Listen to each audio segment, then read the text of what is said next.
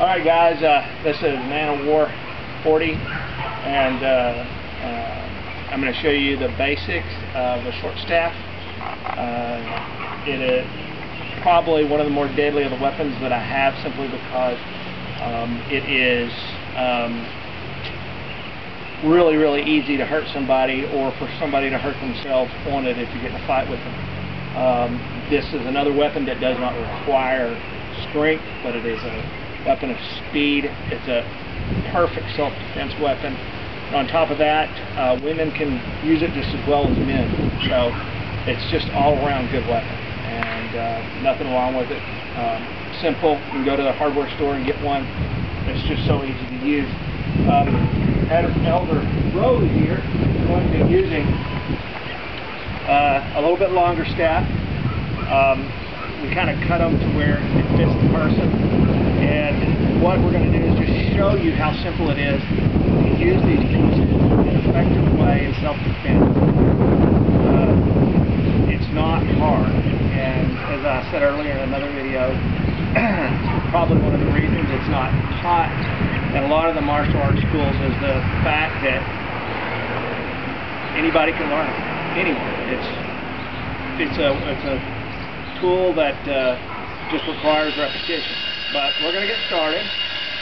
Okay, Elder Rowley starting. A southern accent. Can't help it, guys. Get into your stance. Okay. If you notice, his fighting stance, squat down just very much. Let's get back to the front. Is designed to make himself small, but also to conceal the staff, because you don't want the enemy to know, or whoever you're fighting, just what your reach is on this thing. And another thing that is not probably taught in any of the schools, come on over here and look at this real quick,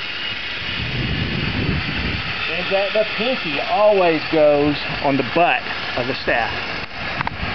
Always. And it adds extra punch on impact. Okay, he's in the stance that actually this is a cross between European and Japanese spear fighting. The Japanese have a different name for it, but basically it's both components merged into one. I've kind of taken and subtracted and added and come up with a really simple technique that is lethal to the core. And so what Elder Rowley's going to do is demonstrate a simple thrust, and keep in mind this is hardwood, so this is going to do some severe damage on impact on any part of the body.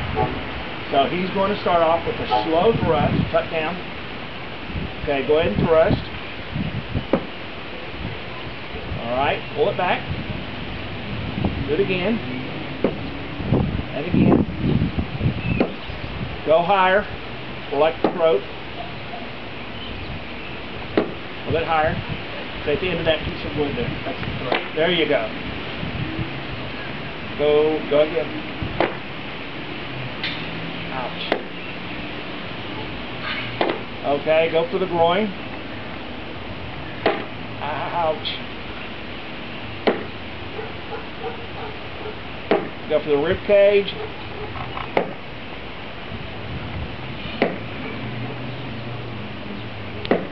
Okay, stop just a second. I want to make a quick point. If you strike somebody in the rib cage with one of these things, they're not going to be bothering you, simply because it does great damage on impact. It may not break their bones, but it will hurt so bad they'll probably wet their britches. And so, but what you're seeing is him committing to a full thrust, like this right here. That seems like it would be easily knocked out of the way, but you're doing this at a distance, okay?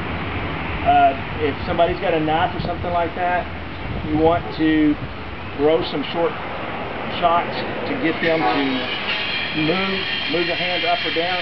Remember the rib cage, the groin, the throat. I don't recommend that, simply because unless it's just life or death, it's just not a good idea to hit anyone in the throat, because it's just too easy to take them completely out. And This is self-defense. It has absolutely nothing to do with killing people.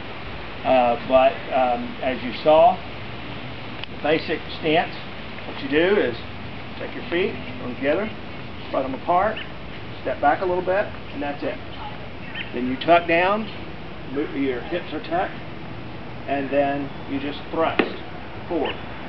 Now, the Japanese is more combat like this.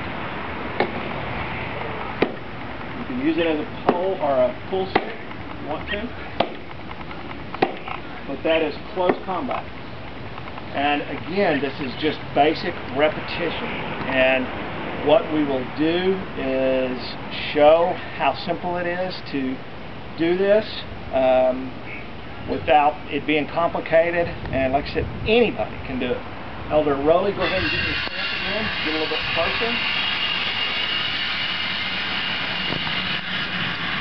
Okay, I want you to do chin, the groin, chin to the ribs, chin to the throat.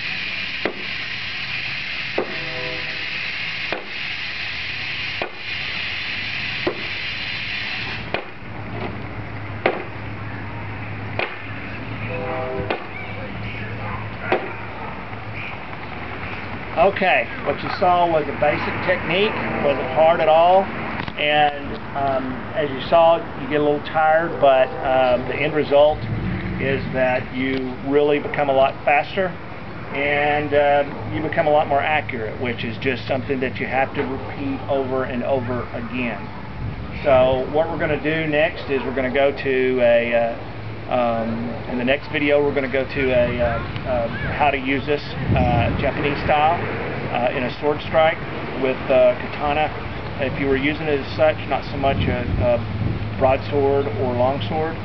So we'll go ahead and end this one.